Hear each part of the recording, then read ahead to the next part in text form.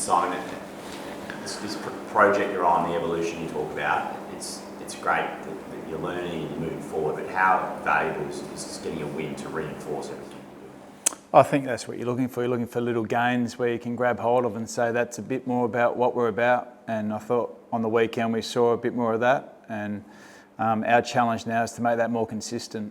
And as I said, we're certainly not the perfect product. We've still a lot of work to do in terms of where we're at. But I think our supporters and I think everyone would have seen just a little bit of the things we've been working on. And hopefully we'll see a bit more moving forward. A lot of the emphasis from outside about attack, but it seems like you guys are emphasising defence. Can you take us through what your approach is? Yeah, look, we've done a lot of training offensively in terms of what we want to be and what we want to become. And there's no doubt from the weekend that's what people saw. They saw some of the ball movement really come to life. But our focus in the last 3 weeks has been what we've done without the ball. And it hasn't been to the level defensively that we're capable of. And our focus is really getting back to that first and foremost and allowing our training and all the things that we've worked on to come to fruition. And our players' buy-in and their value to the team D was high. And Fremantle still kicked 97 points. So we've still got work to do. But offensively, I thought you could see our ability to chain, to use the ball, to bring each other into the game. And worked in terms of our forward 50 connection. So when you talk about your work off the ball and how that helps you offensively, how do you explain to us what difference it makes when you get all those things right when you don't have the ball? Well, you can only use your offense if you've got the ball. And the only way to get the ball is you either got to win it or you got to get it back. So our challenge in the last 3 weeks is we haven't been able to win the ball back consistently. And we haven't had pressure on the ball in the opposition, and we haven't been hard to play against as a footy team. And a big part of the DNA of our footy club in the last 7 or 8 years has been about how competitive we are, how consistent we are in our team D, and it hasn't been to the level. We've trained a lot of change in terms of our offence and what we want to be, but it can only come out if you still value the same things. And that's what it's been about the last few weeks, is about getting back to what we really value, keep training the things we want to evolve in, and hopefully it all come together as one. How's Stephen May looking for Thursday? Yeah, look, it's pretty positive. He's obviously, we won't know until tomorrow, but he's got a few things he's got to work through today. But we're positive that that'll be prominent and he'll be able to do that and get through. So hopefully we'll see the big fella this week. So get through the session, please. Yeah, absolutely. He was very close last week. Obviously it was a really slight niggle to the groin. But we feel really confident that he's made some big progression. As we said, there's still a few things to get through today and tomorrow, but we're hopeful that that'll be the case. You talk about defence and winning the ball back. How important is he to winning that footy back? Oh, he's huge. Obviously, personnel plays a part, and so does method. And Stephen's a big driver of our team D.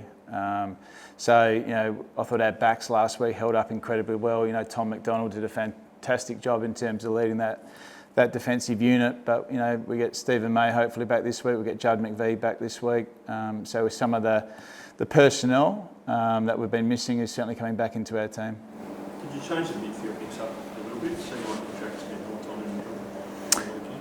Yeah, look, obviously having Cozzy Pickett and Christian back and some availability through the middle of the ground, we're certainly looking at our best mix through the middle. Jack Viney did a great job on the weekend, but we'll take that from a week to week to see what that looks like. But clearly we've got some talented players. It's how we maximise them to get them both the right amount of midfield time, but also having impact forward of the ball. So we're developing a bit of a system to enable that to take place, and they're one of the things we're looking at. On that, Clayton Hall will start on the bench on the weekend. What's the sort of method behind that? Is it match-up wise or...? Oh no, that's just a part of what our team looks like. We're not stuck on personnel and stars of the game. We're stuck on what's best for the team and the best mix and the best dynamic within our midfield group. So, as I said, we've got some talented players. We need to maximise all their strengths, and Clayton's a team member and he started on the bench on the weekend. Simon, you mentioned after the game that Jack Viney did extra work in preparation for Caleb Sarong, I assume, in that role specifically. Does that buy-in, particularly from someone who's so experienced, does that speak to, does that give you a lot of confidence in the direction? Yeah, look, obviously we're spending a lot of time in terms of how we get better as a club and a team, and Jack Viney typifies that. He was there for a long time after our last session on his own, looking at vision and looking at his opportunities that would sit. And that's what great players do. They prepare incredibly well. And Jack did that last week, and he leads that, from a leadership perspective within our footy club. How do you assess Richmond, given they pulled off an upset over the Suns? Look, they're playing some good footy. They're quick, they're fast. They certainly reset the ground incredibly well, and they get numbers behind the ball. And one thing about Richmond, they're very settled in terms of their back line. They've got a lot of experience back there, and they make it hard for teams to score. But they're playing a really exciting brand of footy, and we certainly know the challenge that they'll possess this week. You said after the game, part of your job's getting players in form. What do you make of Petrarca's form so far this year? Yeah, look, he's been really impressive, Track. I think we've sort of asked a little bit of different things from him at times in the first 5 weeks, playing a little bit more forward to help our forward line. But he's certainly working his way right back towards his best footy. I think his midfield craft and his work around clearance is getting better and better. And I think he's evolving his game like all our players. So I think his game's in a great spot, and I think he's only going to get better as the year goes on. He's obviously came back from an injury and off-season stuff going on. How long is it taking him to get back to the Petrarca you've seen previously? Yeah, look, I think any time you have trauma, like from an injury perspective that Christian's had, it can take time. He's had a pre-season, and he's had 6 games to get himself going. As I said, I think his game's in good shape, and it's only going to get better, and we're actually really enjoying what he's doing.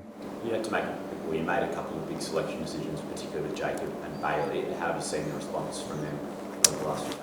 Oh, it's been outstanding. Quality people, highly valued within our footy club, and understand the reasons why. And everyone will look at the VFL and say they didn't kick goals. It wasn't about kicking goals. It was about doing the things that we know they can do inside 50 in terms of their pressure, their ability, what they do without the ball.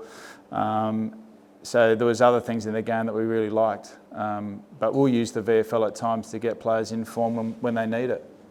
It doesn't mean they're not highly valued and they're not going to come back into the team pretty quickly. But we need to make sure they're really clear on what's expected and how we get them into form and what the team expects. You see 27 forward 50 tackles on the weekend. Is that what you're talking about with those sort of players?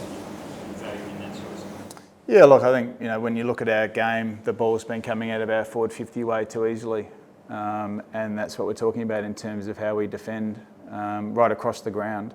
But that was one element that will help us score more, is to win the ball back and do it as quick as we can. And some of those tackles would have been from forward 40 stoppages or forward 50 stoppages. So we've got to make sure that that's a consistent part of our game that we bring to a really high level.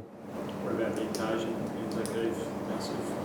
Oh, yeah, we're just so privileged to play in the game. It's a huge occasion. It's a great way to not only educate the younger generation around the Anzacs, but just to bring a great awareness to the whole day and what they do what they've done for our country. And we feel so privileged to play in it, and it's a great occasion. It's a very special occasion. I know it's one our supporters love, and we're expecting a pretty big crowd come Thursday night. What do you think of the job that Adam Uzo's done with such a young side and so much change? Oh, look, he's done an incredible job. Any time you're making the amount of changes that they've done, in 1 year, I know he's pretty well. Obviously working with him for a number of years. He's a high quality coach, high quality person, and he's really clear on what he wants and the direction that he wants to take a footy club and the way they want to play. So, he's done an incredible job. Want more content? Click on the videos below and keep the momentum going. I'll catch you in the next one.